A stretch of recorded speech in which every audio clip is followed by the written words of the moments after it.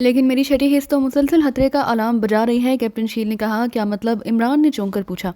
मुझे ऐसा लग रहा है कि जैसे ये शख्स हमें धोखा देगा, कैप्टन शील ने कहा। उसकी बात सुनकर बाकी साथी भी बेएहतियात चौंक पड़े, इसलिए कि जिस जारी से वो काम ले रहा है वो मशकूक है। मैंने देखा है कि आप भी इस मामले में हाथ से मुहतात हैं, लेकिन इसके बावजूद किसी भी वक्त कुछ भी हो सकता है। कैप्टन शील ने जवाब दिया। तुम ठीक कह रहे हो, इसका इत्मीनान मुझे भी हैरत में डाल रहा है। अगर ये आदमी धोखा देने वाला है तो फिर मैंने इससे बड़ा अदाकार नहीं देखा। इमरान ने कहा। तुमसे भी बड़ा अदाकार है ये, जूलिया ने मुस्कुराकर कहा। हाँ, क्योंकि अभी तक मैंने इससे वाकई पूरी तरह से मुतमईन हूँ। जिस तरह से उसने फार्मूला मंगवाया वो भी मेरे लिए इंतहाई ताज्जुब अंगेज़ बात है। अगर फार्मूला हमें इस आसानी से मिल सकता था तो फिर हमें इतनी भागदौड़ करने की ज़रूरत नहीं। हम आराम से आकर उस फेडरिक को ही ट्रेस करते, उससे बाहर गैनिंग करके असकाम हेडक्वार्टर से फार्मूला निकलवा लेते और वापस चले जाते। जब तक हम नाराक की सरहद में दाखिल ना हो जाएं तब तक बहरहाल उसका साथ ज़रूरी है। इमरान ने एक तवील सांस लेकर कहा। तो क्या तुम नाराक पहुंचकर उसका खात्मा कर दोगे, जबकि तुमने तो उसे मुस्तकिल सीक्रेट सर्विस के मुहब्बर के तौर पर काम करने की पेशकश भी की है? जूलिया ने हैरत भरे लहजे में कहा। वो तो मैंने उस लालची आदमी को डबल लालच देने के लिए कहा, ताकि जब वो को गड़बड़ करने का इरादा रखता हो तो वो ऐसा इरादा तर्क कर दे। जहाँ तक उसके हाथ में का ताल्लुक है तो उसका दारोमदार उसकी अपनी कार्रवाई पर होगा। अगर उसने कहीं धोखा देने की कोशिश की तो फिर उसे ख़त्म भी किया जा सकता है, वरना उसे चेक भी दिया जाएगा और ज़िंदा भी रहने दिया जाएगा। क्योंकि एक लिहाज से देखा जाए तो हमारे मिशन की तकमील में हादसा मामून साबित हुआ है, क्योंकि फार्मूला असकाम हेडक्वार्टर से इस अंदाज में बाहर निकालना नामुमकिन था। इमरान ने कहा। मैं तो सोच भी नहीं सकता कि इस तरह भी हो सकता है, बल्कि सच पूछे तो मुझे अभी तक यकीन नहीं आ रहा कि हम अपने मिशन में कामयाब हो गए हैं और फार्मूला हमारे पास मौजूद है। कैप्टन शील ने मुस्कुराते हुए कहा। बाज़ औक़ात हालात और वाक़यात इस अंदाज में पेश आते हैं कि आदमी को वाकई यकीन करना मुश्किल हो जाता है। भला अब कौन पहले सोच सकता था कि फेडरिक अपने ही मुल्क के खिलाफ साजिश करते हुए हमारा आलाकार बन जाएगा? इमरान ने कहा। तो सब साथियों ने इस बात में सर हिला दिया। क्या हम आसानी से नाराक में दाखिल हो सकते हैं? कैप्टन शील ने कहा। नहीं, यकीनन वहाँ सख्त चेकिंग की जा रही होगी, लेकिन ये बात तो तय है कि हमने बहरहाल नाराक ही जाना है। इमरान ने कहा और सबने इस बात में सर हिला दिए। फिर तकरीबन 2 घंटे बाद फेडरिक और सफदर वापस आए। फेडरिक ने लिबास बदल कर रखा था। आइए जनाब, तमाम बंदोबस्त हो गया है। आप देख रहे हैं कि मैं तो लिबास भी तब्दील कर लिया है ताकि चीफ को मेरी नकलो हरकत की रिपोर्ट ना पहुंच सके, फेडरिक ने बड़े फातिहाना लहजे में कहा। फिर सफदर ने तस्वीर बताई कि फेडरिक के साथ आबादी से हटकर एक खाली मकान में गए जहां कोई मौजूद ना था। फेडरिक ने अपने किसी भी साथी जोहन से फ़ोन पर बात की, फिर उसे खुद जोहन वहाँ आ गया। फेडरिक ने उसे अपने नाप का लिबास, 2 जीपें और ऐसे ड्राइवर मुहैया करने का कहा जो ऐसे रास्तों से वाकिफ़ हो जहाँ से चेकिंग हुए बगैर फ्लाडी से नाराक में दाखिल हुआ जा सकता हो। चनाचे जोहन ने वहीं से फ़ोन करके सारा बंदोबस्त कर लिया। मैंने उन ड्राइवरों और जोहन से गुफ्तगू की, वो वाकई ऐसे रास्तों से वाकिफ़ हैं। उसके बाद हम वापस यहाँ आए, सफदर ने कहा। तो सबने इत्मीनान भरे अंदाज में सर हिला दिया। फिर वो फेडरिक और सफदर की रहनुमाई में आगे बढ़ते चले गए। वो मकान जो उनकी मंजिल था आबादी के जनूबी हिस्से की तरफ बना हुआ था और आबादी से काफ़ी फासले पर था। वहाँ वाकई 2 जीपें और 2 मुकामी आदमी मौजूद थे। चलें जनाब, हमने फौरी निकलना है, फेडरिक ने कहा और इमरान ने इस बात में सर हिला दिया। फिर वो सब दोनों जीपों में सवार हो गए और दोनों जीपें आगे पीछे चलती हुई मकान से निकली और तेज़ी से एक तंग और दुश्वार गुजार रास्ते से गुजरती हुई आगे बढ़ती चली गईं। काफ़ी तवील फासला तय करने के बाद वो जैसे ही एक जंगल से गुजरे, पहली जीप में सवार फेडरिक ने मुसरत भरे अंदाज में नाराक में दाखिल होने का ऐलान कर दिया। जब जीप के ड्राइवर ने भी उसकी बात की तस्दीक की तो इमरान समेत सब साथियों के चेहरों पर इत्मीनान और मुसरत के तासुरात उभर आए। जनाब, आगे एक चेक पोस्ट है, उससे बचकर निकलना है या वहाँ चेकिंग कराएंगे आप? अचानक ड्राइवर ने कहा। Check post? और नहीं, हमारे पास तो कागजात नहीं। इमरान ने कहा। तो फिर आपको कुछ फासला पैदल तय करना पड़ेगा। हम तो आते जाते रहते हैं, इसलिए हम उस चेक पोस्ट को क्रॉस करके आगे आपसे मिलेंगे, लेकिन आपको ये फासला पैदल ही तय करना होगा, ड्राइवर ने कहा। तो इमरान ने इस बात में सर हिला दिया। फिर थोड़े से मजीद सफ़र के बाद दोनों जीपें एक साइड पर रुक गई। क्या तुम्हें पैदल चलने का रास्ता मालूम है? इमरान ने फेडरिक से कहा। जी हाँ, मैंने सैकड़ों बार ये रास्ता इस्तेमाल किया हुआ है, फेडरिक ने मुस्कुराते हुए कहा और इमरान ने इस बात में सर हिला दिया। उसे बहरहाल ये इत्मीनान था कि अब वो फ्लाडिया की बजाय नाराक में है। फिर फेडरिक की रहनुमाई में वो सब पैदल चलने लगे, लेकिन थोड़ी देर बाद जब वो जैसे ही एक मोड़ मुड़े, अचानक इर्द गिर्द की चट्टानों के पीछे से 20 के करीब अफराद हाथों में मशीन गन्ने उठाए नमूदार हुए और उन्होंने यकलखत उन सबको अपने घेरे में लेना शुरू कर दिया। उसी लम्हे साइडों से 2 जीपें उछल उछल कर उस तरफ आईं। फिर उसमें से बेशुमार मुसल्लह अफराद निकल कर बाहर आ गए। इमरान और उसके साथी ऐसी जगह मौजूद थे जहाँ उनके लिए छुपने की या वहाँ से भाग निकलने की कोई जगह मौजूद ना थी। मुसल्लह अफराद उन्हें घेरे में ले लिया और वो बुरी तरह फंस चुके थे। क्रिस्टाइन और सिली दोनों औरतों के होटल के एक कमरे में मौजूद थे। क्रिस्टाइन ने इसी होटल के कमरे को आर्जी हेडक्वार्टर बना लिया। उसने ट्रांसमीटर कॉल करके अपनी नंबर 2 सिली को खसूसी तौर पर अपने पास बुलाया। इस वक्त वो दोनों कमरों में कुर्सियों पर बैठी थी। सामने मेज़ पर एक मुस्ततिल शक्ल की मशीन पड़ी हुई थी जिस पर बेशुमार छोटे बड़े बल्ब लगे हुए थे, लेकिन मशीन बंद थी। इमरान और उसके साथियों के गायब हो जाने का सुनकर जॉन कार्लोस तो गुस्से से पागल हो गया था। मादाम, मैंने उसकी हालत देखी, वो पागलों की तरह अपने बाल नोच रहा था। उसकी समझ में कुछ नहीं आ रहा था कि आखिर इस कदर सिक्योरिटी के बावजूद इमरान और उसके साथी कहाँ गायब हो गए। सिली ने मुस्कुराते हुए कहा तो क्रिस्टाइन भी एहतियात हंस पड़ी। हाँ, मैंने भी उसे देखा था। वाकई उसकी शक्ल और हालत दोनों देखने वाली थी। क्रिस्टाइन ने हंसते हुए कहा, वैसे फेडरिक ने इंतहाई हैरत अंगेज अंदाज में सारा काम मुकम्मल किया है। मैं तो सोच भी नहीं सकती थी कि इस तरह जान कार्लोस के साथियों की हलाकत और बाकीशा सीक्रेट सर्विस के अरकान गायब हो सकते हैं। सिली ने कहा, फेडरिक बेहद ज़हीन आदमी है सिली, और अब मैं सोच रही हूँ कि इस मिशन के बाद चीफ ग्रोथ से कहकर बाकायदा उसे अपने ग्रुप में शामिल करा लूंगी। क्रिस्टाइन ने कहा और सिली ने इस बात में सर हिला दिया। वो सब तो ठीक है मादाम, लेकिन मादाम ये बात मेरी समझ में नहीं आई कि आखिर वो किस तरह उन्हें यहाँ ले आएगा। सिली ने कहा, तुम फिक्र ना करो, उसने सारा बंदोबस्त कर रखा है। तुम देखना कि वो इमरान और उसके साथियों को किस तरह बेहोशी के आलम में हमारे पास पहुँचाएगा। क्रिस्टाइन ने कहा, फिर तो मादाम आप जान कार्लोस की तरह उन्हें होश में ले आने और उनसे गुफ्तगू करने के चक्कर में ना पड़े। ये इंतहाई खतरनाक लोग हैं। अगर उन्हें होश आ गया तो फिर वो निकल जाएंगे, इसलिए जैसे ही उन्हें यहाँ लाया जाए आप उन्हें बेहोशी की हालत में ही हलाक कर दे। सिली ने कहा, हाँ ऐसा ही होगा। मैं उनसे पूछ-गछ के चक्करों में नहीं पड़ूंगी। पहले मैं उन सबको हलाक करूंगी, उसके बाद उनकी चेकिंग होगी कि वो किस किस्म के मेकअप में है। क्रिस्टाइन ने कहा। उसके साथ ही अचानक सामने पड़ी हुई मशीन में जैसे जिंदगी की लहर दौड़ गई। उसके साथ ही सीटी की आवाज़ सुनाई देने लगी तो क्रिस्टाइन और सिली दोनों चौंक पड़ी। क्रिस्टाइन ने हाथ बढ़ाकर कॉल मशीन का बटन ऑन कर दिया। Hello hello, Raymond calling over, एक मर्दाना आवाज़ सुनाई दी। यस क्रिस्टाइन, अटेंडिंग यू, क्या रिपोर्ट है? क्या फेडरिक के आदमी ने इमरान और उसके साथियों को पहुंचा दिया है? ओवर। नहीं मादाम, इसलिए तो मैं आपको कॉल किया है कि मुकर्ररा वक्त गुजर चुका है, बल्कि उससे भी ज़्यादा वक्त गुजर चुका है, लेकिन अभी तक ना ही ये लोग पहुंचे, ना ही किसी किस्म का राब्ता हुआ, जिससे मैंने काफ़ी इंतज़ार के बाद आपको कॉल किया है। ओवर, रेमंड ने मोदबाना लहजे में कहा। हाँ, फिक्र करने वाली कोई बात नहीं, कोई ना कोई मसला हो गया होगा। बहरहाल तुम होशियार रहना। ओवर एंड ऑल, क्रिस्टाइन ने कहा। उसके साथ ही हाथ बढ़ाकर उसने मशीन ऑफ कर दी। क्या मसला हो सकता है? फेडरिक अभी तक उन्हें लेकर पहुंचा नहीं, कहीं कोई गड़बड़ तो नहीं हो गई? सिली ने तशवीश भरे लहजे में कहा। नहीं, कोई गड़बड़ नहीं होगी। अगर कोई गड़बड़ होगी तो फेडरिक संभाल लेगा। मैं उसे बाहू भी जानती हूँ, वो इंतहाई तेज़ और होशियार आदमी है। क्रिस्टाइन ने जवाब दिया और फिर तकरीबन 1 घंटा मजीद गुजर गया, लेकिन राब्ता ना हुआ। तो क्रिस्टाइन के चेहरे पर भी तशवीश के तासुरात फैलते चले गए। अब तो मुझे बेहद तशवीश लाहक हो गई है मादाम, आप फेडरिक से रब्ता करिए। सिली ने कहा। नहीं, मैं अभी कोई खतरा मोल नहीं ले सकती। न जाने वो किस पोजीशन में हो, कहाँ हो, मैं उसे कॉल करूं और कॉल चेक हो गई तो मसला बन जाएगा। क्रिस्टाइन ने जवाब दिया। फिर थोड़ी देर बाद अचानक एक बार फिर मशीन से कॉल आना शुरू हो गई और क्रिस्टाइन ने तेज़ी से हाथ बढ़ाकर मशीन ऑन कर दी। हेलो हेलो, एडगर बोल रहा हूँ मादाम। ओवर, एक मर्दाना आवाज़ सुनाई दी और क्रिस्टाइन उछल पड़ी। तुम एडगर, क्या बात है? ओवर, क्रिस्टाइन ने इंतहाई तशवीश भरे लहजे में कहा। मादाम, फेडरिक 4 मर्दों और 2 औरतों के साथ पहाड़ी इलाके में सफ़र कर रहा है। उनका रुख लोगास की तरफ है। ओवर, दूसरी तरफ से कहा गया। और ये कैसे मुमकिन है? उन आदमियों की क्या पोजीशन है? क्या वो बंधे हुए हैं? क्रिस्टाइन ने हालांकि बल चीखते हुए कहा। नहीं मादाम, वो आज़ाद हैं और उनके हाथों में मशीन गनें भी मौजूद हैं। ओवर, दूसरी तरफ से कहा गया।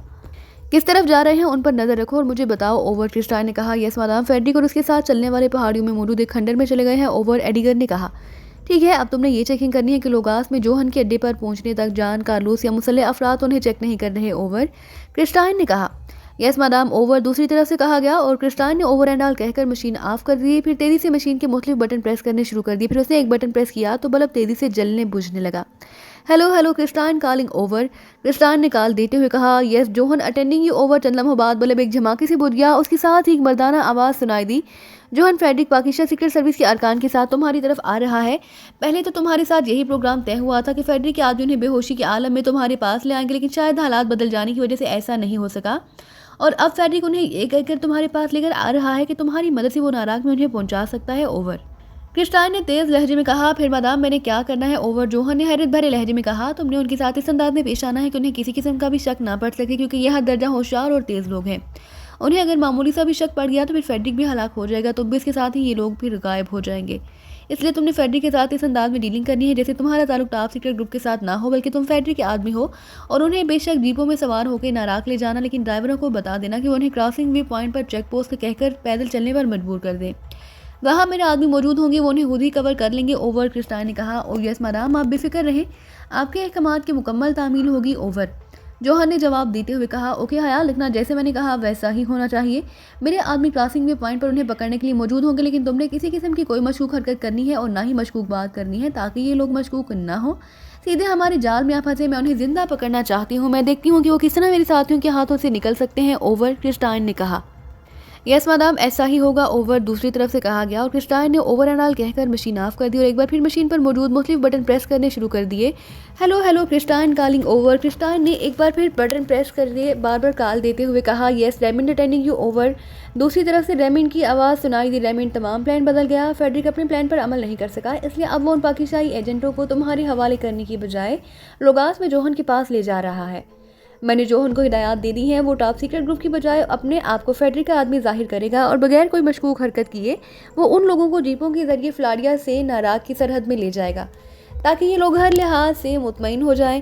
लेकिन फिर चेक पोस्ट की बात करके उन्हें बैतल क्रॉसिंग वे पर ले जाया जाएगा। तुम अपने आदमी समेत फौरी तौर पर वहाँ पहुँच जाओ ओवर। क्रिस्टाइन ने कहा यस मैडम, डबल माउंटेन को क्रॉसिंग वे कहा जाता है ओवर। दूसरी तरफ से कहा गया हाँ ठीक है, तुमने वहाँ चट्टानों के पीछे छुपकर बैठना है, किसी सूरत भी उन लोगों को शक नहीं पड़ना चाहिए। फिर जैसे ही ये लोग जिनकी तादाद फेडरिक समेत 7 है, जिनमें 2 औरतें भी शामिल हैं, सामने आए, उन्हें हर तरफ से घेर लेना। अगर वो कुछ करने की कोशिश करें तो बेशक उन पर फायरिंग खोल देना, चाहे उनके साथ फेडरिक भी मारा जाए, मुझे उसकी हलाकत पर कोई अफसोस ना होगा। अगर वो खुद को सरेंडर कर दे तो ठीक है, वरना उनकी लाशें गिरा देना और मुझे इत्तला दे देना ओवर। क्रिस्टाइन ने कहा यस मैडम, हुक्म की तामील होगी ओवर। रेमी ने कहा और क्रिस्टाइन ने ओवर एंड ऑल कहकर ट्रांसमीटर ऑफ कर दिया। ये क्रॉसिंग वे पॉइंट क्या नाराक में है? सिली ने पूछा। नहीं, फ्लारिया में है, दरअसल सरहदी पट्टी यहाँ से घूमकर जाती है, इसलिए गो इमरान और उसके साथी पहले नाराक में दाखिल हो जाएंगे, लेकिन जब वो घूमकर डबल माउंटेन पर पहुंचेंगे तब वो फ्लारिया में होंगे। ये ऐसी जगह है जहाँ से उनमें से कोई भी बचकर नहीं जा सकता और वहाँ किसी किस्म की कोई मुताहरत भी नहीं हो सकती। इसलिए मैंने इस पॉइंट का इंतखाब किया ताकि इमरान और उसके साथी पूरी तरह मुतमईन हो कि वो फ्लारिया की बजाय नाराक की सरहद में हैं और जहाँ उन पर किसी किस्म का हमला नहीं हो सकता। क्रिस्टाइन ने जवाब दिया और सिली ने इस बात में सर हिला दिया। तो फिर आप उन्हें जिंदा क्यों पकड़ना चाहती हैं? जोहन से कहें कि उन्हें घेर कर उन पर फायरिंग कर दे ताकि उनमें से कोई एक भी जिंदा ना बच सके। सिली ने कहा कोशिश कर लेने में क्या हर्ज है? अगर वो इमरान और उसके साथी हैं तो ये मुमकिन ही नहीं कि वो आसानी से काबू में आ जाएं और तो घेरे में देखकर वो यकीनन भाग निकलने की हमाकत करेंगे, फिर उन पर हर तरफ से गोलियों की बौछार हो जाएगी। ऐसी सूरत में वो जिंदा नहीं बच सकेंगे। क्रिस्टाइन ने जवाब दिया। अगर उन्होंने खुद को सरेंडर कर दिया तो? सिली ने कहा तो फिर वो मेरे हाथों मारे जाएंगे। जोहन उन्हें बेहोशी की हालत में स्पेशल पॉइंट पर पहुंचा देगा, फिर मैं वहां जाकर उन सबको बेहोशी की हालत में ही गोलियां मार दूंगी। दोनों सूरतों में उनकी मौत ही होगी। मैंने जोहन को इसीलिए ऐसे अहकाम दिए कि उन्हें सरेंडर होने का कहे और फिर मुजाहमत की सूरत में मारे जाएं। मुजाहमत की सूरत में ये कन्फर्म हो जाएगा कि वो इमरान और उसके साथी ही थे। क्रिस्टाइन ने मुस्कुराते हुए कहा तो सिली एक तवील सांस लेकर रह गई। उसे क्रिस्टाइन के मन तक समझ में ना आ रही थी कि अगर उन्हें स्पेशल पॉइंट पर भी लाकर हलाकी करना है तो फिर क्या ज़रूरत थी कि उन्हें जिंदा पकड़ने की कोशिश की जाए, लेकिन वो क्रिस्टाइन के सामने ऐसी कोई बात ना कर सकती थी। वो जानती थी कि क्रिस्टाइन एक बदमिजाज औरत है, अगर उसने उससे बहस की तो वो गुस्से में उसे ही गोली मार देगी, इसलिए उसने खामोश रहना ही मुनासिब समझा। अब तुम जाओ और जाकर जान कार्लोस पर नजर रखो, देखो वो इस वक्त क्या कर रहा है। मैं नहीं चाहती कि इमरान और उसके साथियों के हलाक होने से पहले उस तक उनके बारे में कोई हबी खबर पहुंचे। क्रिस्टाइन ने कहा तो सिली ने इस बात में सर हिलाया और उठकर बैरूनी दरवाजे की तरफ बढ़ती चली गई।